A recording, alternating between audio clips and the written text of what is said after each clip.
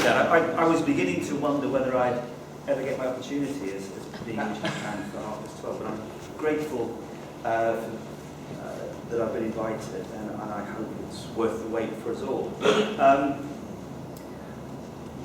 I teach in a modern university, Montfort in Leicester, modern being the operative word in this sense. And for the first time in my career as an openly conservative academic, I've been allowed to actually teach conservatism on the politics degree at De Montfort. I've been given 4 hours, and that's it, to cover it, and the other 3 years presumably is filled up with something else. So this is a major step forward. What is, I hope, going to be a pleasure for me is that I'll be talking to people who largely agree with me rather than people who are highly sceptical and would like to throw things at me. Indeed, if I tried to give this lecture to my colleagues at De Montfort, I probably wouldn't finish it. I'd certainly only get a chance to say it once, and that would be it. I'd never get a chance to talk again.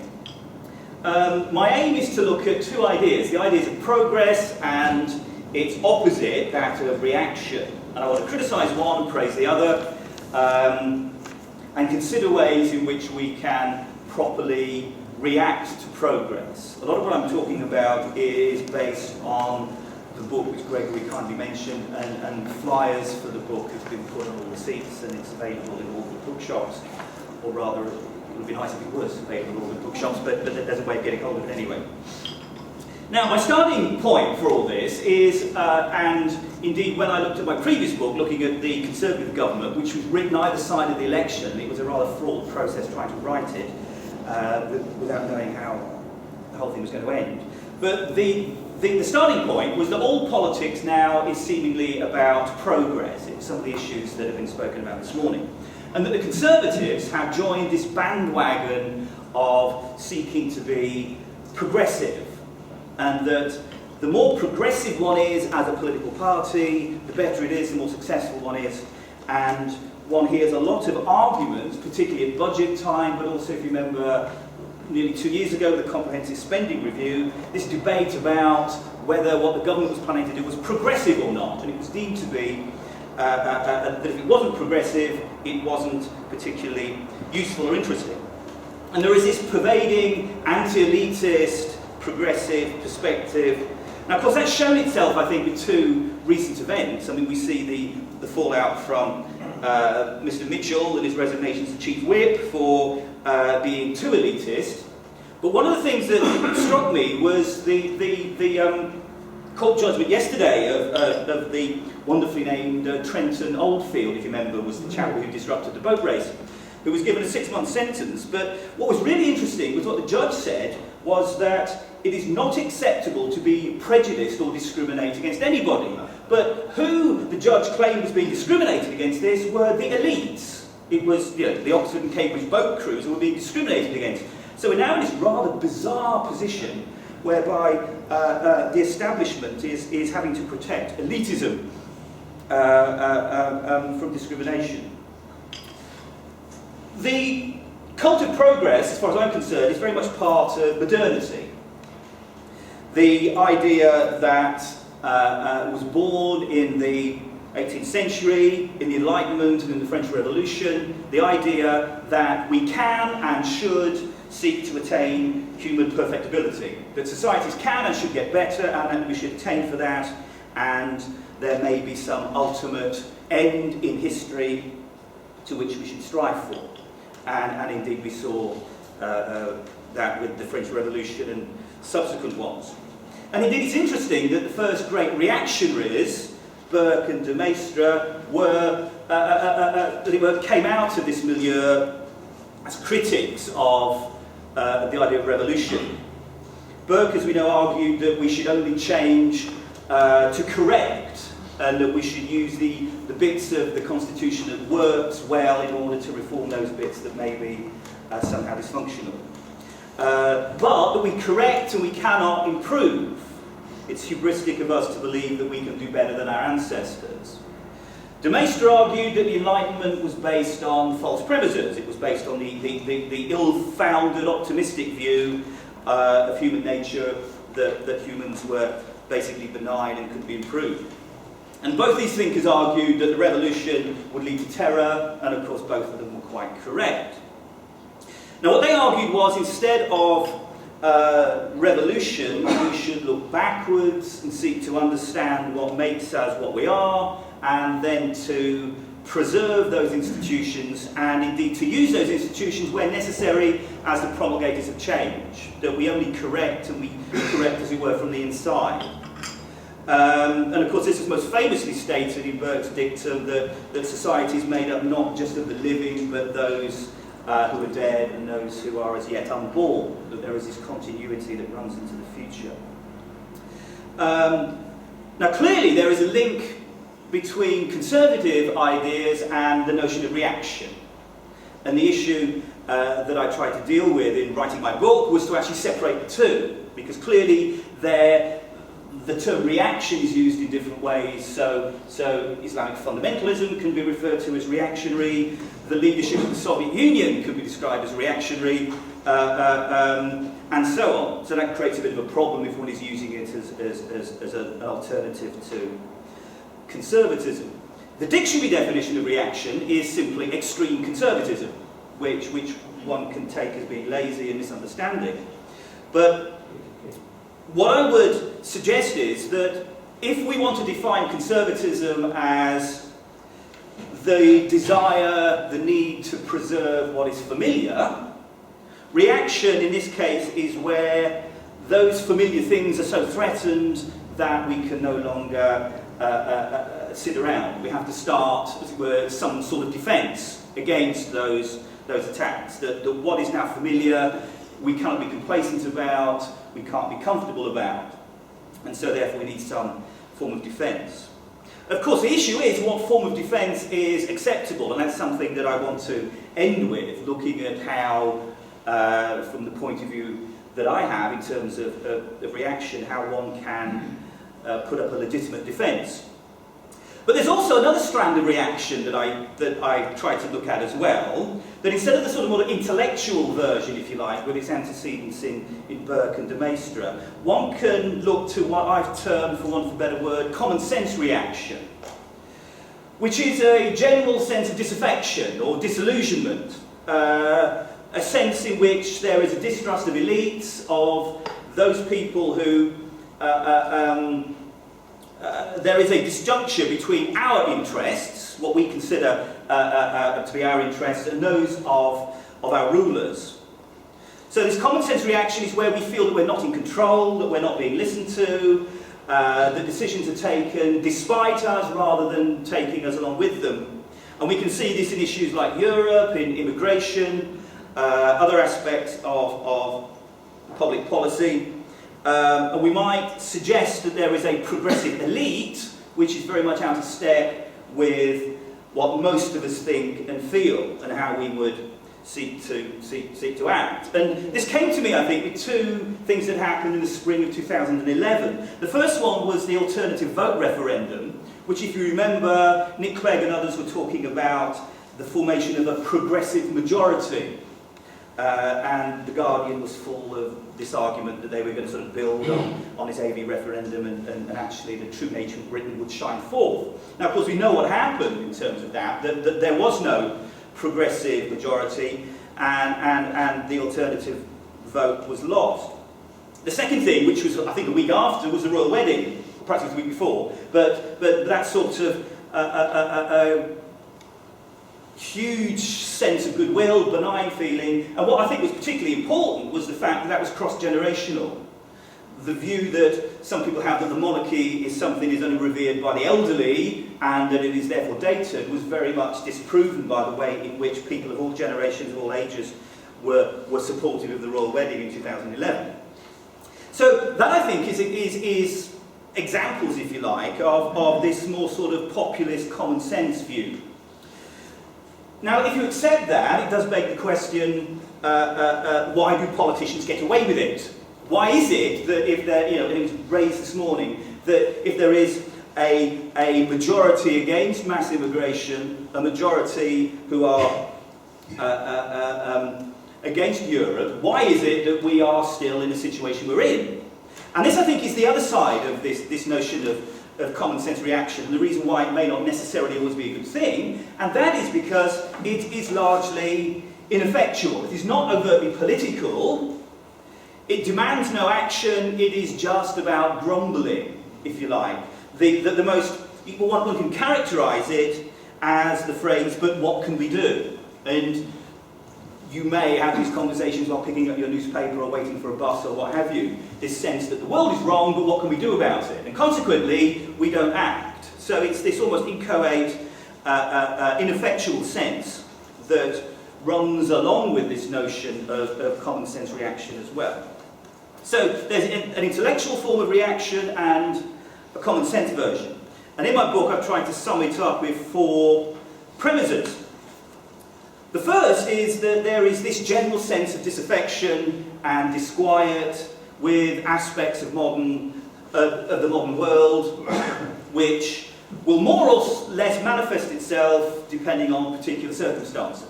So it may be because of recession, it may be because of the way in which MPs behave, that this sense of disaffection grows or becomes less so. Secondly, many people feel that they're not being listened to and that their views are of no account. And if they are heard, then their views are readily dismissed as being bigoted or ignorant. You know, we remember Mrs. Duffy in Rochdale during the election. Thirdly, many feel that their traditions and accepted ways of life are being threatened and changed without direct consent and without anyone seeking agreement from them.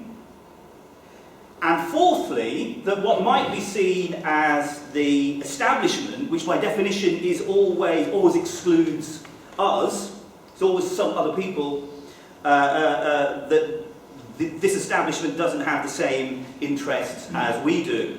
So there are those 4 elements, I think, that one could trace in the more academic or historical literature, if you like, the intellectual literature, as well as in this common sense notion as well.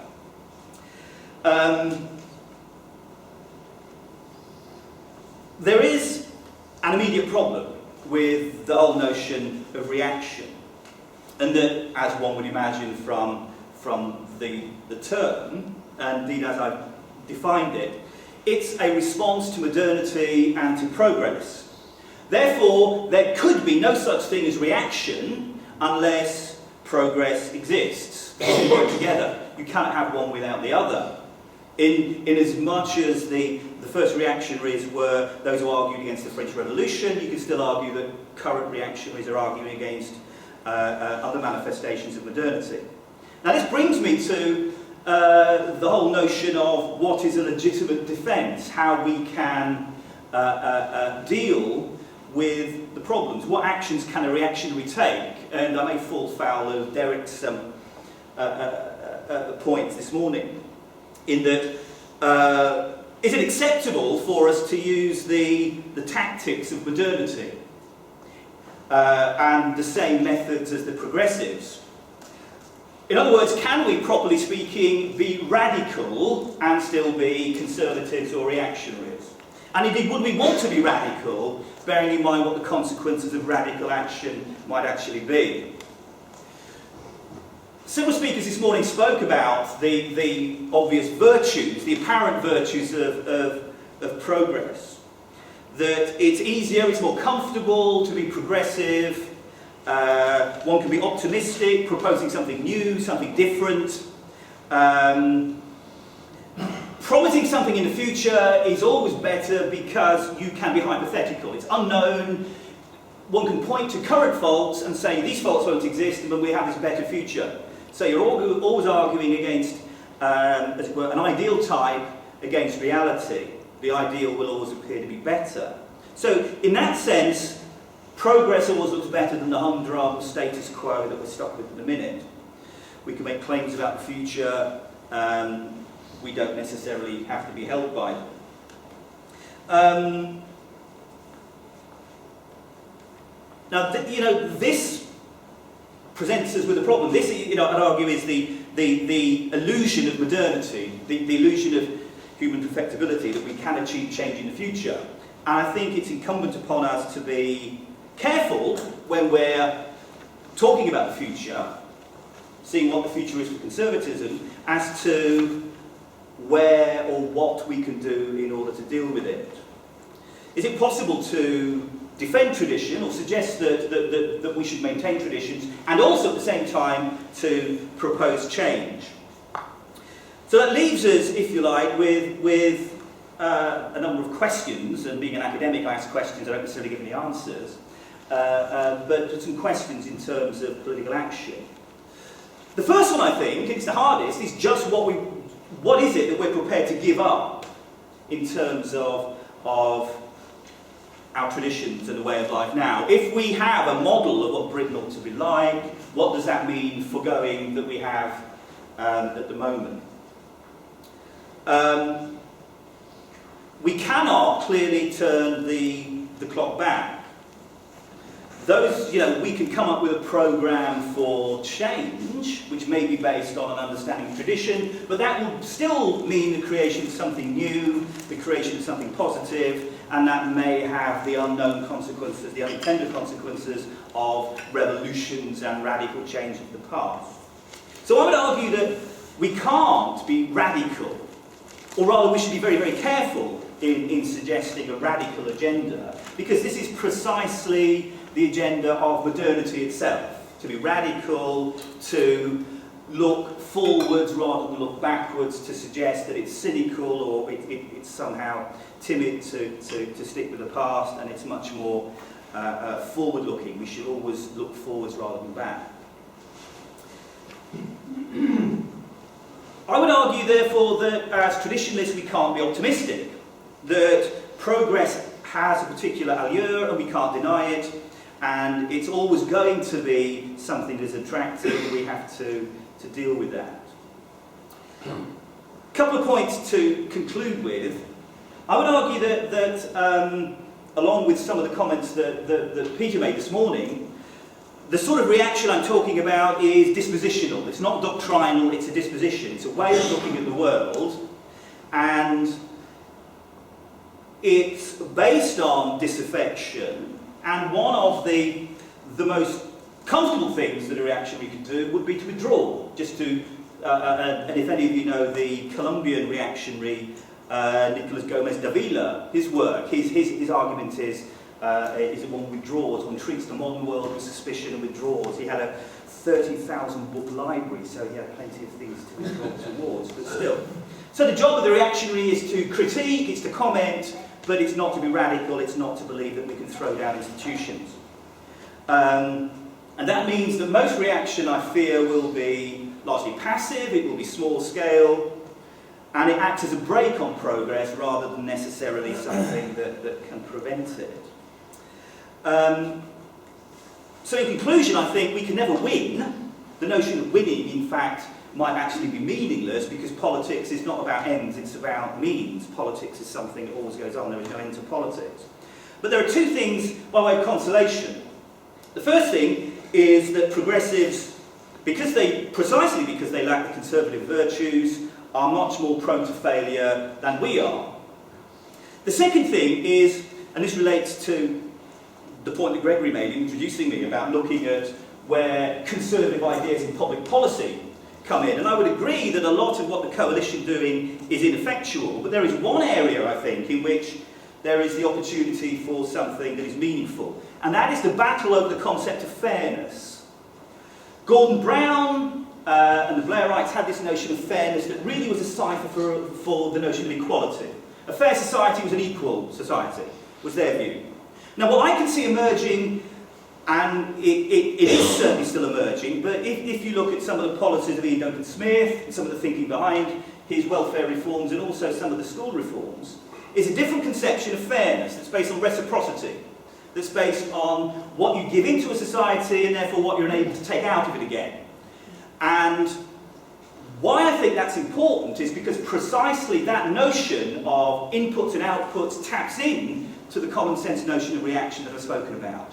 It is very much a common sense, one could almost call it populist, but a common sense conception as to how public policy and what the role of the state ought to be. So I would argue that those sorts of arguments and what we mean by the notion of fairness in terms of what the role of the state is and where the limits of the state are is one area in which we might fruitfully push.